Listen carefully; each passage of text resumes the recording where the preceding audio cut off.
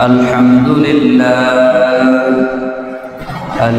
لله نحمده ونستعينه ونستغفره ونؤمن به ونتوكل عليه ونعوذ بالله من شرور أنفسنا من يهده الله فلا مضل له ومن يضلل فلا هادي له نشهد أن لا إله إلا الله وحده لا شريك له ونشهد أن سيدنا وحبيبنا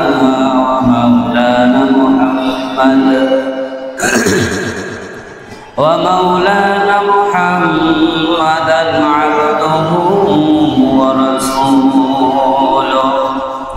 الذي أرسله بالحق بشيرا ونذيرا وداعيا إلى الله بإذنه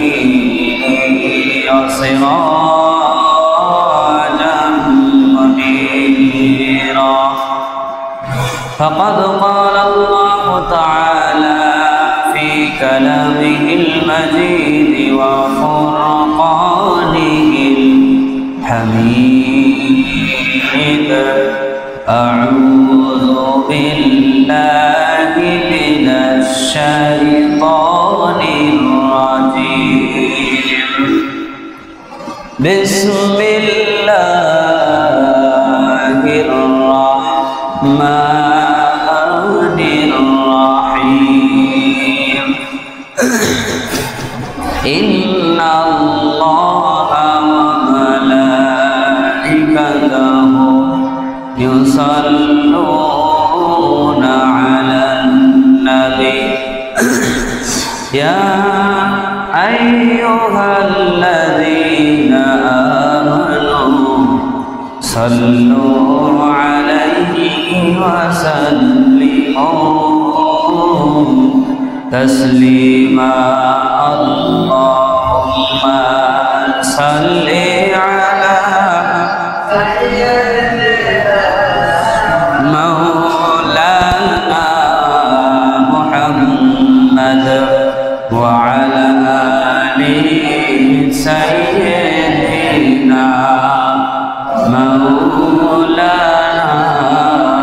محمد اللهم صل على سيدنا مولانا محمد وعلى آل سيدنا مولانا محمد পৃথিবীতে কেউ স্থায়ী হয় না হোক না সে ফেরাউন কিবা নমরুদ কেউ হবে চিরকাল রহিনা পৃথিবীতে কেউ স্থায়ী হয় না হোক না সে ফেরাউন কিবা নমরুদ কেউ হবে চিরকাল রহিনা কেউ হবে চিরকাল রহিনা চলে যায় সব ছেড়ে যেতে হয় মৃত্যু মানে কোনো পরিচয় চলে যায় সব ছেড়ে যেতে হয় মৃত্যু মানে না কোনো পরিচয় সব রাজা মহারাজা আর মহাবীর সব রাজা মহারাজা আর মহাবীর কাউকে সে অবকাশ দেয় না পৃথিবীতে কেউ স্থায়ী হয় না হোক না সে ফেরাউন কিবা নমরুদ কেউ হবে চিরকাল রহিনা কেউ হবে চিরকাল রহিনা নীল নদ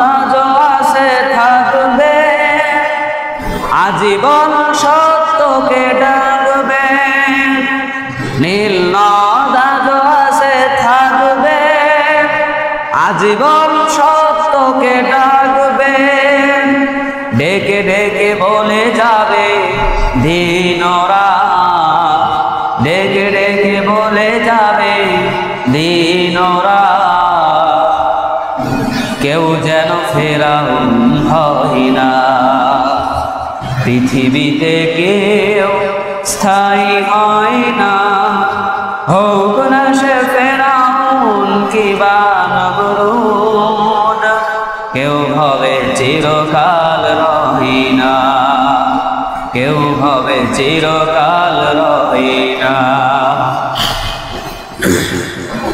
ওই সেই পিরামিড দাঁড়িয়ে আকাশের দিকে মাথা বাড়িয়ে, এই সেই পিরামিড দাঁড়িয়ে আকাশের দিকে মাথা বাড়িয়ে, ইতিহাস হয়ে আছে চিরকাল, ইতিহাস হয়ে আছে চিরকাল। ফেরাউন শুধু ভয়ে রহি না, পৃথিবীতে কেউ স্থায়ী হয় না। হোক না সে ফেরাউন কিবা নমরুদ, কেউ হবে চিরকাল রহি না, কেউ হবে চিরকাল রহি না। আলহামদুলিল্লাহ, আমরা আল্লাহ তাআলা দরবারে শুকরিয়া আদায় করি যে আল্লাহ তাআলা আমাদেরকে তার প্রিয় ঘর মসজিদের ভিতরে আসার বসার তৌফিক দান করেছেন। সকলে দিল উজাড় করে বলছি আলহামদুলিল্লাহ। লক্ষ কোটি দুর্গ সালাম পেশ করি মহামানবতার কাণ্ডারী দো জাহানের বাদশাহ, যিনি আমাদের মতো নগণ্য উম্মতের জন্যে নিজের জীবনটাকে উজাড় করে দিয়েছেন। সকলে দিল খুলে বলছি সাল্লাল্লাহু আলাইহি ওয়াসাল্লাম। সেই সাথে মাগফিরাত কামনা করি সেই সব ভাইদের যারা ইসলামকে প্রতিষ্ঠিত করতে যে, আল্লাহর কোরআনের আইনকে প্রতিষ্ঠিত করতে যে নিজের সর্বোচ্চ সম্পদ জীবনটাকে বিলিয়ে দিয়েছেন। আল্লাহ তাআলা যেন তাদের সকলকে জান্নাতের উচ্চ মাকাম দান করে, বলি আল্লাহুম্মা আমিন। তো আমরা আজকে একত্রিত হয়েছে জুম্মার নামাজ আদায় করার জন্যে। আমি জুম্মার নামাজের আগ পর্যন্ত কিছু কথা বলবো ইনশাআল্লাহ। তো আসলে যে বিষয়ে কথা বলতে চাচ্ছিলাম সেই বিষয়টা সকলের জন্যই জরুরি, বিষয়টা সকলের জন্যই জরুরি, শুধু আমার আপনার একার জন্যে না। যে বিষয় নিয়ে আমি আজকে কথা বলতে চাচ্ছিলাম সেই বিষয়টা আল্লাহ তাআলা তৈরি করা, আল্লাহ তাআলা সৃষ্টি করা প্রত্যেকটা মানব জাতির জন্য দরকার, প্রত্যেকটা মানব জাতির জন্য দরকার। সেটা হলো সালাত।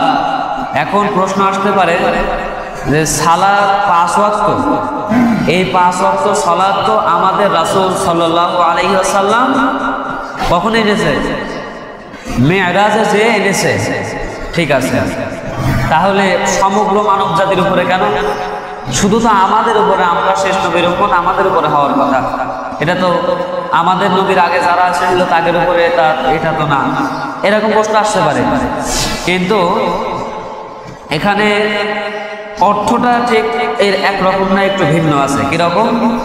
তারাও সালাত আদায় করতো, তারাও নামাজ পড়তো, কিন্তু আমাদের মতো না। আমাদের মতো 5 ওয়াক্ত ফরজ তাদের ছিল না, তাদের অন্যরকম নিয়ম ছিল। আমাদের তো 5 ওয়াক্ত ফরজ আদায় করাই লাগবে, আর 5 ওয়াক্ত সময় বাধা আছে। তাদের এরকম ছিল না, তাদের সময়টা টাইট টেবিল ছিল না, আর 5 ওয়াক্ত বাধা ছিল না, অন্যরকম নিয়ম ছিল। কিন্তু নামাজ মানে সালাত সকল মানব জাতির পরেই ফরজ। তো আসলে সালাত আদায় আমরা করি, কিন্তু যারা করে না তাদেরকে আমরা দাওয়াত দিই। কারা কারা দেয়? সবাই কি দেয়? সবাই কিন্তু দাওয়াত দেয় না। যারা সালাত আদায় করে না তাদেরকে আমরা দাওয়াত দিতে সক্ষম হয়েছে? হয়নি। কারণ আমাদের আত্মীয় স্বজন হয়তো কেউ নামাজ পড়ে না, আমরা তাকে দাওয়াত দিতে যে ভয় পাই যে যদি কিছু বলে বসে। অথবা আমাদের আপন কেউ প্রতিবেশী নামাজ পড়ে না, আমরা তাদের দাওয়াত দিতে যে ভয় পাই যদি কিছু বলে বসে। এরকম ভয় করলে তো আর নামাজ কায়েম হলো না, হলো? আল্লাহ রাসূল সাল্লাল্লাহু আলাইহি সাল্লাম ইসলামকে, দ্বীনকে প্রতিষ্ঠিত করেছে, দ্বীনকে কায়েম করেছে ধৈর্য ধরে, কষ্ট স্বীকার করে, নির্যাতন স্বীকার করে। কিন্তু আমরা কি নির্যাতন স্বীকার করছি নাকি বলেন তো? আমরা কষ্ট নির্যাতন কিছুই স্বীকার করছি না, অথচ আমরা চাচ্ছি স্বাধীনতা, ঠিক কিনা? তো যারা কষ্ট নির্যাতন স্বীকার করতে চায় না তারা কিন্তু স্বাধীনতা পাবে না। কাজেই আপনার নামাজ শুধু পড়লে হবে না, নামাজ কায়েম করতে হবে, নামাজ কায়েম করতে হবে। আর যদি শুধু আপনি একাই পড়লেন সেটা কিন্তু নামাজ কায়েম বলে না, সেটা শুধু নামাজ পড়া বলে। কিন্তু আল্লাহ কিন্তু নামাজ পড়তে বলেনি, আল্লাহ নামাজ কায়েম করতে বলেছে। কি করতে বলেছে? কায়েম করতে বলেছে। কিন্তু আমরা যে মুসলমান, আমরা শুধু কায়েম করি না, আমরা নামাজ পড়ি, আমরা নামাজ পড়ি, কায়েম করি না। সালাত আদায় করতে বলেছে। তো আমাদের উচিত, আমাদের আত্মীয় স্বজন যারা যেখানে আছে, সালাত যদি তারা আদায় না করে, আমাদের উচিত আমরা তাদেরকে সালাতের দিকে প্রথমে আহ্বান করবো। কি করব? আহ্বান করব। এরপরে যদি না শোনে তাহলে তাদেরকে জাহান্নামের ভয়াবহতা সম্পর্কে অবগত করতে হবে। এরপরে যদি না শোনে আপনার দায়িত্ব শেষ, আপনি তার উপর জুলুম করতে পারবেন না। আপনি শুধু দাওয়াত দিবেন, তাকে বোঝাবেন, তাকে জাহান্নামের শাস্তির কথা বলবেন, এইটুকুই আপনার জন্য যথেষ্ট। আপনি এর বাড়তি কিছু বলতে পারবেন না, আপনি তার উপর জুলুম করতে পারবেন না।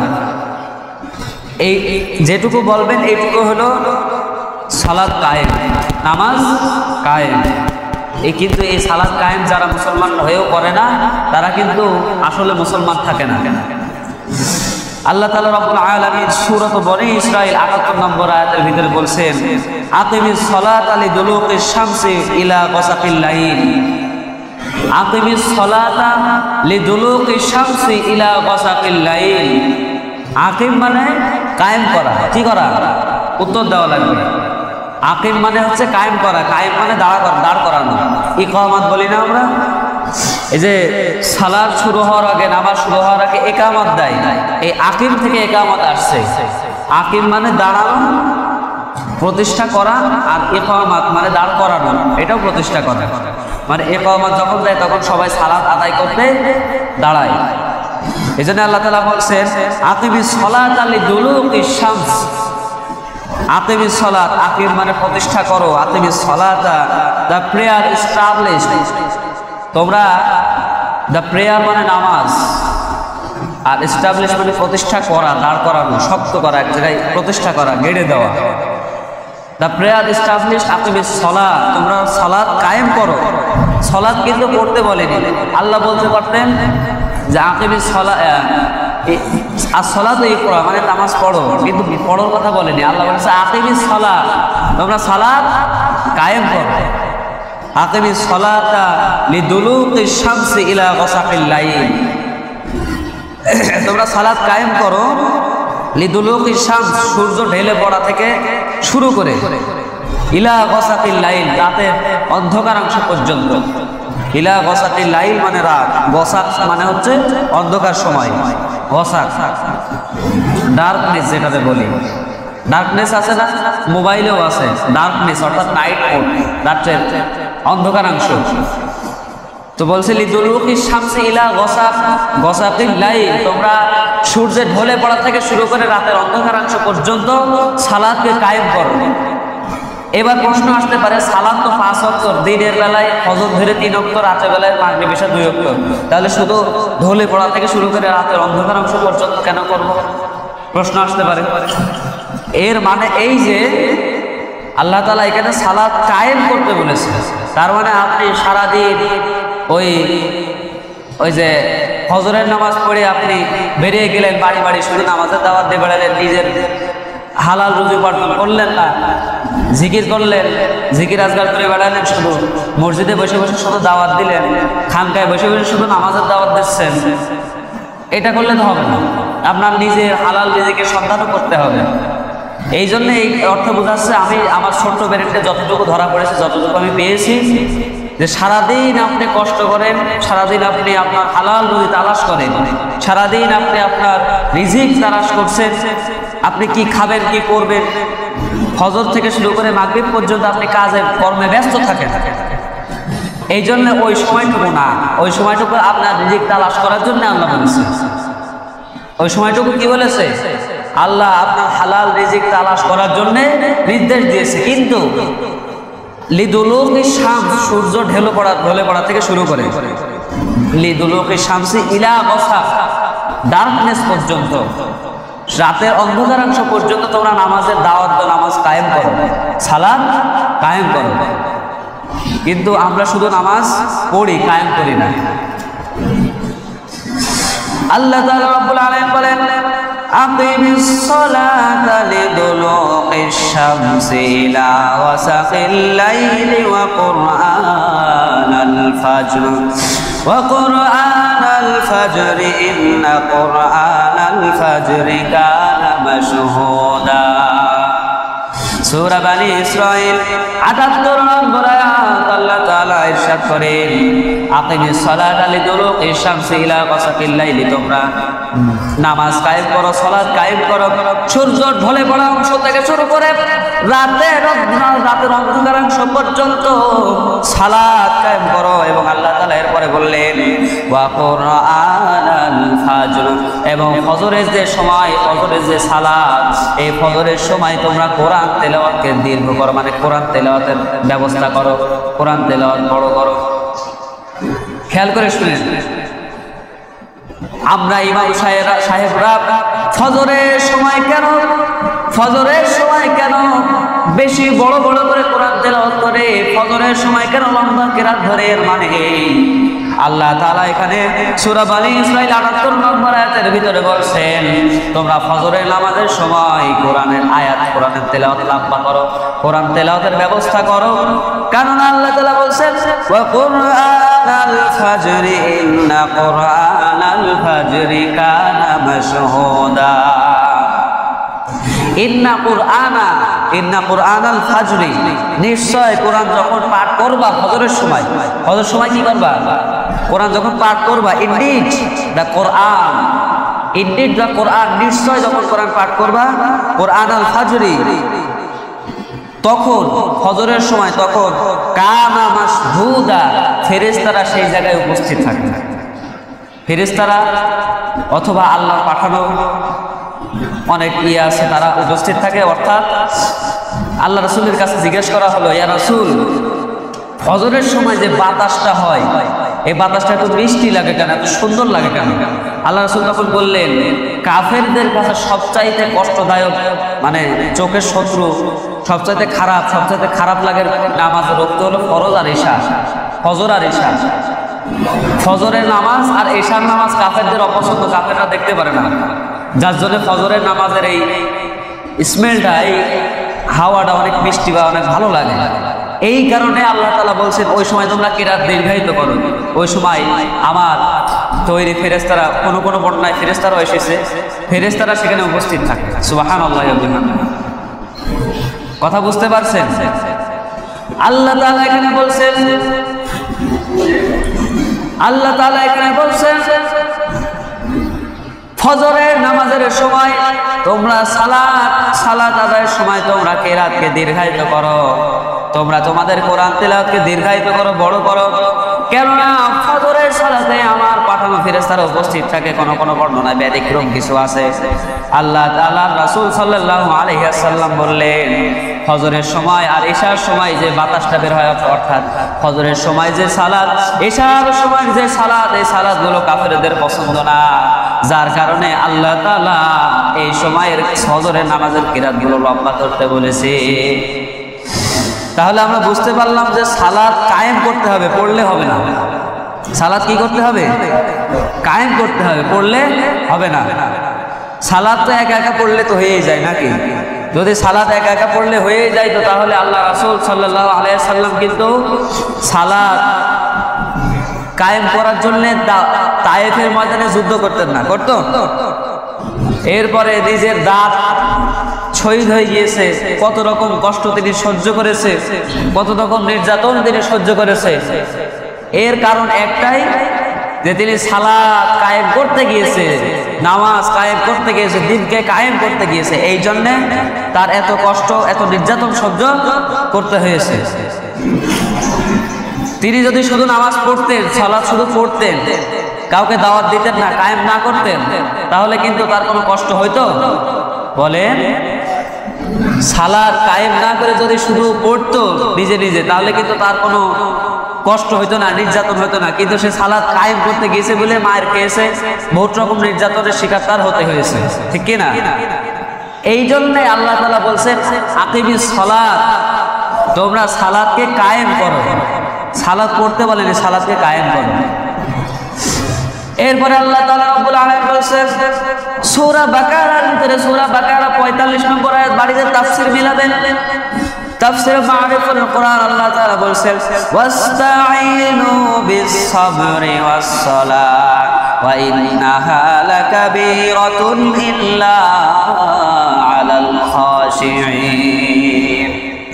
আল্লাহ তাআলা রব্বুল আলামিন বলেন ওয়াস্তাঈনু বিস-সাবরি ওয়াস-সালাত, ওয়াস্তাঈনু বিস-সাবরি ওয়াস-সালাত, তোমরা নামাজের ভিতরে ধৈর্য সহকারে সাহায্য চাও। কি সহকারে? কি সহকারে? ধৈর্য কি আমাদের আছে? আছে? এমন ধৈর্য, ইমাম সাহেব যদি একটু লম্বা কিরাত ধরে পিছনে গলা ঝাড়া দেয়, আচ্ছা, আবার এমন ধৈর্য, একজন ইমাম সাহেব উনি নামাজ পড়তে দাঁড়িয়েছে, ইমাম সাহেব সূরা আর রহমান আলহামদুলিল্লাহ সূরা শেষ করে সূরা আর রহমান ধরেছে, পিছন থেকে সভাপতি সাহেব মানে এমন ভাবে গলা ঝাড়া দিয়ে ঢেউ দিচ্ছে যাতে বোঝা যাচ্ছে হুজুর হচ্ছে না। ইমাম সাহেবের পিছন থেকে সভাপতি এমন ভাবে গলা ঝাড়া দিয়ে ঢেউ দিচ্ছে, তাতে অটোমেটিক বোঝা যাচ্ছে যে ইমাম সাহেব হচ্ছে না, আরো ছোট করেন, ছোট কিরাত ধরেন, সূরা আর রহমান ধরেছে। এমন ধৈর্য আমাদের। ইমাম সাহেব সূরা আর রহমান ধরেছে বলে পিছন থেকে সভাপতি সাহেব এরকম করছে, মানে ইমাম সাহেব হচ্ছে না, হচ্ছে না, আরো ছোট ছোট। এইরকম ধৈর্য থাকলে নামাজ হয়। কিন্তু আল্লাহ তাআলা বলছেন একটা সিক হেল্প, একটা সিক হেল্প মানে সাহায্য চাও, ওয়াস্তাঈনু বিস-সাবরি, ধৈর্য সহকারে। কি সহকারে? ধৈর্য সহকারে। বিস-সাবরি ওয়াস-সালাত, এবং সালাতের মাধ্যমে একটা প্রেয়ার, একটা প্রেয়ার, তোমরা সাহায্য চাও সালাতের ভিতরে ধৈর্য সহকারে। এর ভিতরে আরেকটা কথা হলো, আমরা যে সেজদায় পড়ে যাই, সেজদার ভিতরে আমরা শুধু সুবহান রাব্বিয়াল আ'লা পড়ি, ওর ভিতরে কিন্তু আরো অনেক রকম দোয়া আছে। তার মানে সেজদার ভিতরে আপনি হয়তো মনে করবেন শুধু সুবহান রাব্বিয়াল আ'লা পড়াই উত্তম না, আপনার যেই দোয়াটা আল্লাহর কাছে ফরিয়াদ জানানোর মতো ভালো লাগে আপনি সেজদার ভিতরে সেটা পড়বেন। আল্লাহ নবী অনেক রকম দোয়া পড়তেন, আপনি সেজদার ভিতরে সেটা পড়বেন, আল্লাহর কাছে চাইবেন। সেজদার ভিতরে দোয়া কবুল হওয়ার একটা মোক্ষম সময়। সেজদার ভিতরে আপনি আল্লাহর কাছে আপনার মন মতো চাইবেন, বেশিক্ষণ সেজদায় পড়ে থাকবেন, মন মতো চাবেন, তবে বাংলায় করবেন না, আরবিতে যতটুকু পারেন। আর যদি আরবিতে নাই পারেন, হাদিসে এসেছে যদি না পারে, তাহলে তার জন্য ছাড়ে সে বাংলায় করতে পারে, ঠিক আছে? তো এখন এই জন্য আল্লাহ তাআলা বলছেন যে তোমরা সবর সহকারে, ধৈর্য সহকারে তোমরা আমার কাছে সাহায্য চাও। কিন্তু আমাদের ধৈর্য নাই। ধৈর্য যদি থাকতো তাহলে পিছন থেকে গলা ঝাড়া দিয়ে বলতে হুজুর হচ্ছে না, সূরা আর রহমান ধরেছে তাই। এরপরে আল্লাহ তাআলা বললেন ওয়া ইন্নাহা লাকাবীরাতুন ইল্লা আলাল খাশিঈন, ওয়া ইন্নাহা, এবং নিশ্চয়, লাকাবীরাতুন, এটা বড়ই কঠিন। কি? ধৈর্য ধারণ করা কঠিন না? ওয়া ইন্নাহা লাকাবীরাতুন, কাবীরা অনেক বড় কঠিন এটা। ইল্লা আলাল খাশিঈন, তবে তাদের জন্য কঠিন নয়। এখানে আল্লাহ তাআলা বলেছেন ওয়া ইন্নাহা লাকাবীরাতুন, তার মানে আল্লাহ আগেই বলে দিয়েছে সালাতে ধৈর্য ধরা কিন্তু কঠিন ব্যাপার, এটা নতুন কিছু না। সালাতে ধৈর্য ধরা কিন্তু কঠিন ব্যাপার, এটা নতুন কিছু না। কিন্তু ধৈর্য ধারণ করাই কিসের কাজ? মুসলমানের কাজ, মুমিনের কাজ। And indeed it suddenly difficult. Indeed it suddenly difficult. Difficult মানে শক্ত, বড়, একটা কষ্টকর। ডিফিকাল্ট এটা শক্ত, শক্ত বড়, কিন্তু ইল্লা আলাল খাশিঈন অর অ্যাকসেপ্ট, কিন্তু তাদের জন্য কষ্ট নয়। ইল্লা মানে কিন্তু, ইল্লা মানে কি? ইল্লা মানে কিন্তু, পার্থক্যকারী। ইল্লা মানে পার্থক্যকারী।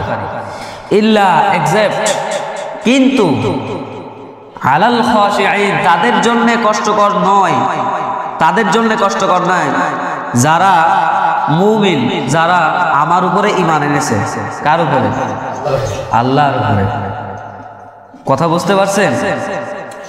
তাদের জন্য কঠিন নয় যারা বিনয়ী, যারা আমার উপরে ঈমান এনেছে, যারা ঈমান সম্পর্কে, সালাত সম্পর্কে মানে একটা উদাস নয়, সালাত সম্পর্কে উদাস নয়, সালাত সম্পর্কে তাদের যথেষ্ট গ্রাহ্য আছে, তাদের জন্য কষ্টকর নয়। তারা অবশ্যই এটা অতি সহজে পেরে যাবে। দেখেন অনেকে অনেকক্ষণ ধরে সালাত করতে পারে না? ওরা কিন্তু ধৈর্যশীল, কিন্তু আমরা ধৈর্যশীল না। এর ভিতরে আরেকটা কথা হলো যে ধৈর্যশীলের পরিচয় দিতে হবে আপনার সালাত কায়েম করতেছে, সালাত কায়েম করতেছে।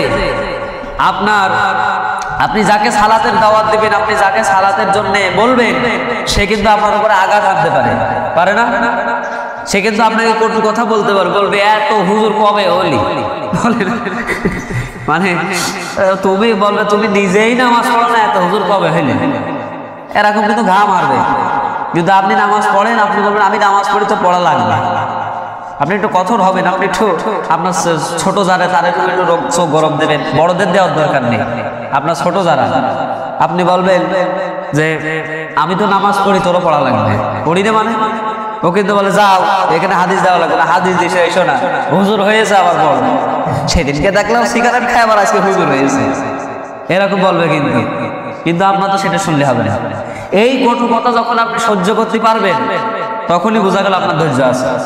আর যদি সহ্য না করে, কি বললি, সিগারেট খাই মানে আমি নামাজ পড়ি মানে তুই দেখেছিস আমার, আপনি যদি তখন ঝগড়া বাধাই দেন, এটা কিন্তু ধৈর্য হইল না। হলো ওই যে মুহূর্তে আপনি তার সাথে গন্ডগোল বাধাই দিলেন, যে মুহূর্তে আপনি তার সাথে ফেসাদ বাধাই দিলেন, তখনই বোঝা গেল যে আপনার ধৈর্য নাই। এইটাই কিন্তু এই আয়াতের পরিপন্থী, মানে বিপরীতে চলে যাবে। এই জন্য আল্লাহ বলছে সালাত কায়েম করতে গেলে ধৈর্য লাগবে, এই কষ্টের কথাগুলো সহ্য করা লাগবে।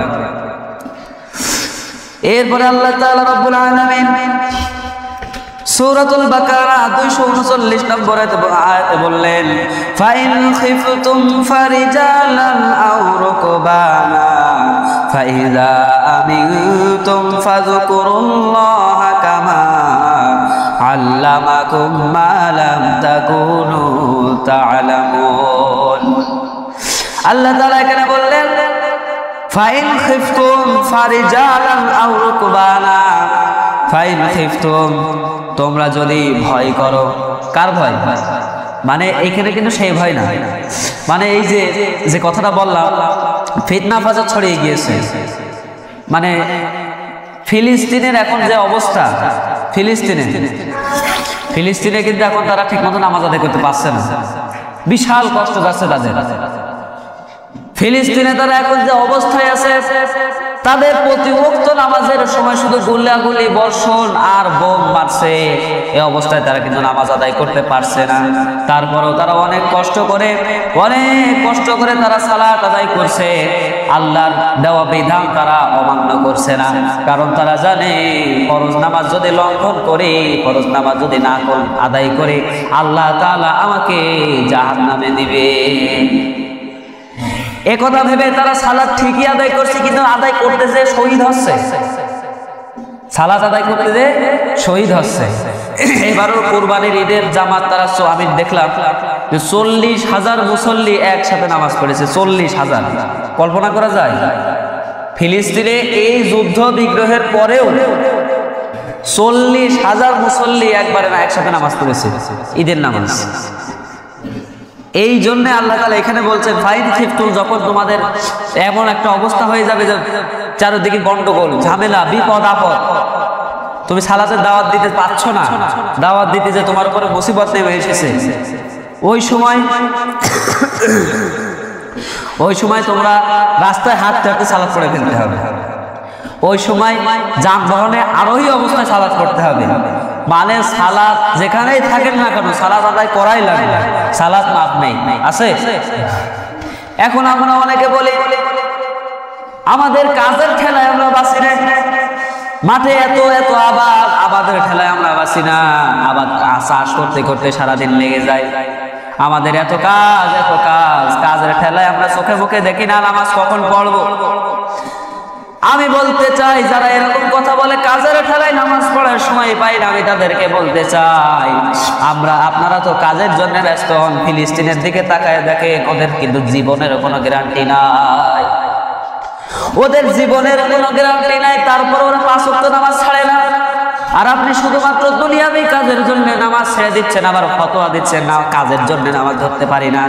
আল্লাহর কাঠগড়ায় যখন দাঁড়াবেন তখন বলবেন আল্লাহ কাজের জন্য নামাজ ধরতে পারিনি, আল্লাহ মনে ছেড়ে দেবে, ছাড়বে?